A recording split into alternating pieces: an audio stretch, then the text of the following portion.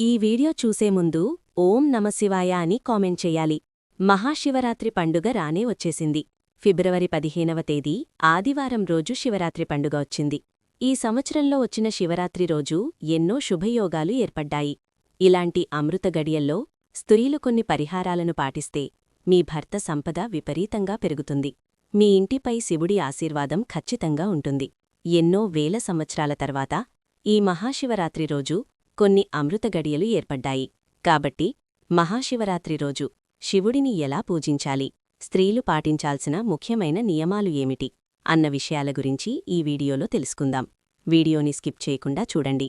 మా ఛానల్ని first time చూస్తున్నట్లయితే మా ఛానల్ని సబ్స్క్రైబ్ చేసుకోండి. ఫిబ్రవరి 15 మహాశివరాత్రి రోజు రుదాదిత్య యోగం, లక్ష్మీనారాయణ యోగం, అమృతసిద్ధి యోగం వంటి విశేష శుభయోగాలు ఏర్పడ్డాయి. కాబట్టి మహాశివరాత్రి రోజున ప్రతి ఒక్కరూ ఉదయాన్నే తలస్నానం చెయ్యాలి.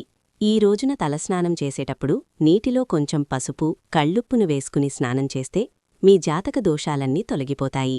ముఖ్యంగా ఈ మహాశివరాత్రి రోజు పసుపురంగు వస్త్రాలను కాని, తెలుపురంగు వస్త్రాలను కాని ధరించాలి. పసుపురంగు దుస్తులను ధరిస్తే మీ జాతకంలో అదృష్టం కలిసొస్తుంది.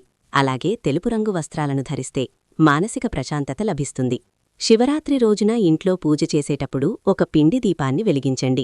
బియ్యపు పిండితో ఒక చిన్న ప్రమిదను తయారుచేసి దాంట్లో ఆవు నెయ్యిని పోసి ఆ పిండి దీపాన్ని వెలిగించాలి.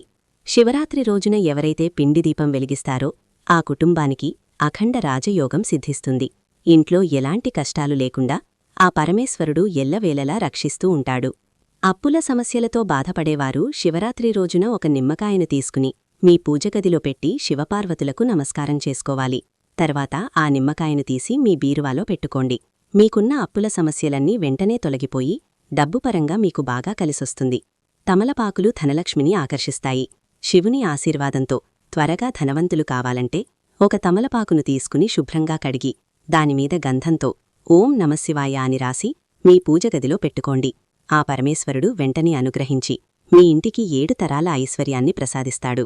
అలాగే శివలింగానికి అభిషేకం చేసేటప్పుడు శివలింగం పైన ఒక తెల్లటి పువ్వును పెట్టి ఆవుపాలతో శివలింగానికి అభిషేకం చేస్తే కోరిన కోరికలన్నీ వెంటనే నెరవేరుతాయి. శివపార్వతుల ఆశీర్వాదంతో మీ జీవితంలో గొప్ప స్థాయికి ఎదగాలంటే ఒక వస్త్రంలో కర్పూరాన్ని మూటకట్టి శివుడి చిత్రపటం ముందు పెట్టి ఆ వస్త్రానికి ధూపం సమర్పించి శివుడికి నమస్కారం చేసుకుంటే ఆర్థికంగా బాగా అభివృద్ధి చెందుతారు. జీవితంలో గొప్ప స్థాయికి ఎదుగుతారు. స్వస్తిక్ గుర్తులో ముక్కోటి దేవతలు కొలువైయుంటారు. అయితే ఈ మహాశివరాత్రి పర్వదినాన ముక్కోటి దేవతలందరూ భూమిపైకి దిగివచ్చి శివపార్వతులను పూజిస్తారు. కాబట్టి ఇంతటి పవిత్రమైన మహాశివరాత్రి రోజు మీ ఇంటి ప్రధాన ద్వారంపైన గంధంతో స్వస్తిక్ గుర్తు వేయండి. మీ ఇంట్లోకి ఖచ్చితంగా ముక్కోటి